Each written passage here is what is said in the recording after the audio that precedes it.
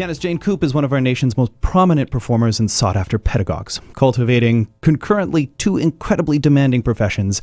A member of the Order of Canada, she is a respected concerto soloist, chamber musician, and recitalist in Winnipeg to give the inaugural performance on the newly acquired Bösendorfer Imperial Concert Grand at Canadian Mennonite University. She's joined me for a conversation in the Diamond Lane. Good afternoon, Jane Coop. Good afternoon. Well, it's such a pleasure to have you here. I have to admit, I'm very excited. Yours is a name which needs no introduction on the station. I'm sure our listeners know who you are, but I gave you a little bit of one there.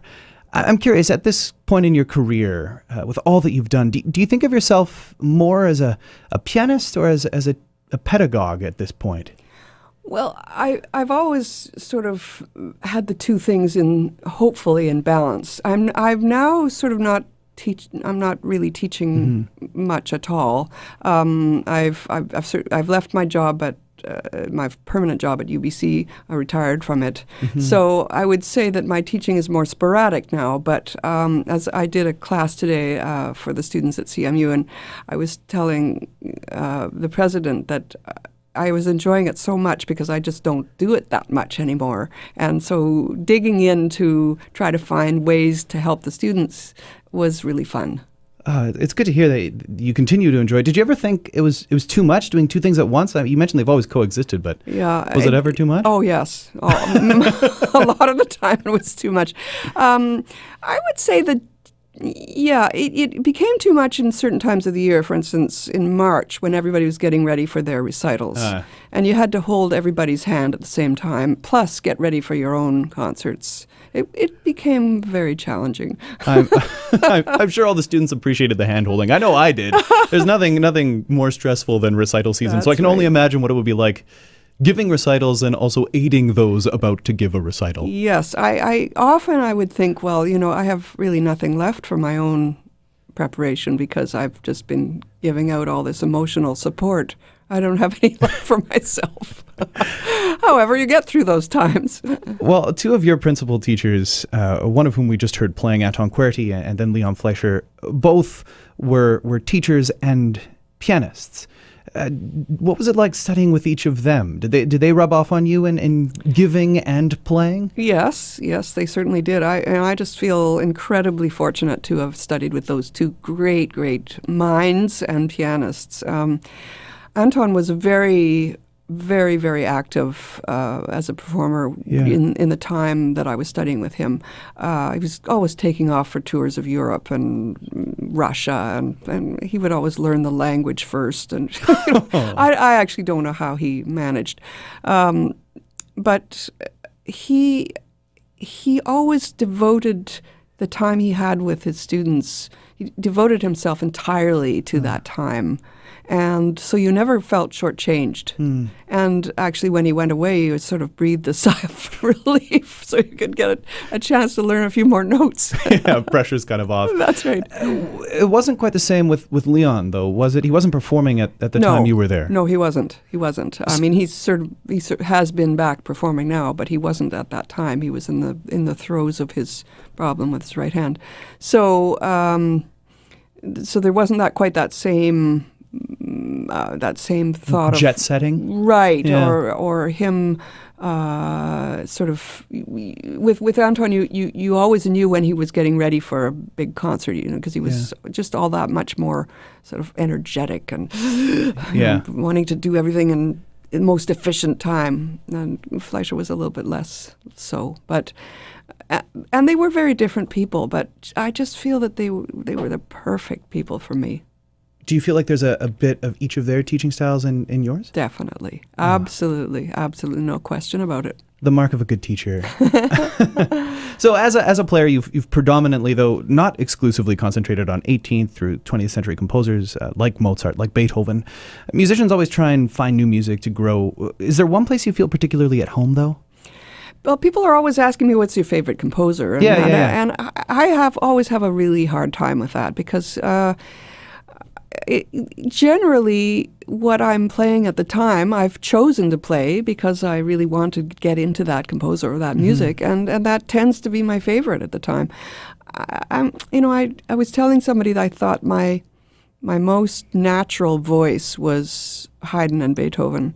At the same time, I played a lot of Chopin. I played a lot of Ravel and Bartók, and I have to say, I love those composers, and I feel absolutely at home with them. So I don't know. That's so exciting to hear. So we can basically put whatever on, and we're going to hear your favorite composer. Yes, that's so exciting. Favorite of the moment. So if you're just tuning in, my name is Simeon Rusnak, and I'm chatting with Canadian pianist Jane Coop. You're here in Winnipeg to perform on the newly acquired Bösendorfer Imperial Concert Grand at Canadian Mennonite University. This is a piano with which you have a very close connection. Is that right? You chose it off the factory floor? It certainly is. I did indeed choose it. Bösendorfer in the 70s had a showroom in a monastery that was, I don't know, I think probably 19th century monastery. Wow. Very atmospheric, wonderful place. And I remember going in there, and the very Austrian guy who was running it led me in there, and there was a huge room, and they had about 8 imperials in it. And so I played, I tried all of them, and then after about an hour, he brought me a cup of coffee, Viennese coffee with a little sweet, and then I had that and spoke to him, and then I tried them some more. And it was just, I was pretty young then, and I was in my 20s, and I'd never tried anything like that. I didn't know the piano that well, the Bösendorfer. It was just like being in heaven. Yeah, it sounds like a very spiritual experience. It was. Sort of it mystical was. at the same time. It was mystical. And when it actually showed up in Toronto, then I had a lot to do with it. Also, because the person who was bringing it in so that it could be a concert piano for Toronto, for pianists who wanted a Bösendorfer, was a good friend of mine. And so, I got to play it a lot. And then later it was owned by Greta Krauss, who was an icon in Toronto, a Viennese harpsichordist, but who played the piano. And I played for her a lot on that piano at her house. And I made a recording on it, and actually 2 recordings on that piano. So I just feel wonderful about being able to play it again, and it feels fantastic. I was wondering how it would sound after all these years, but it's terrific. It's a very storied instrument that has now made its way to Winnipeg. Yeah, like the black piano. It just keeps going. The red violin. So tomorrow evening is the inaugural performance. What goes into an inaugural performance, like a christening? I imagine it's nothing like a ship's christening. No champagne bottles or anything like that. No, I think I think CMU has already done the kind of dedication ceremony and all that. But this is just the first full recital on it, and I just feel so honored to be the person who's giving it. I guess the last thing I really want to touch on here is the program itself.